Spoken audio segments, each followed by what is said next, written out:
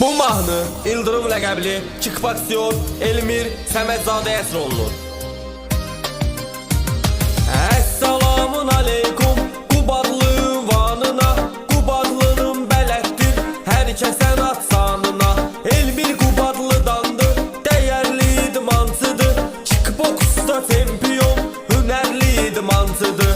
Elmir 12 yaşından idmana meyli saldı, xeyli nailiyyətləri o zirvələrə ucaldı.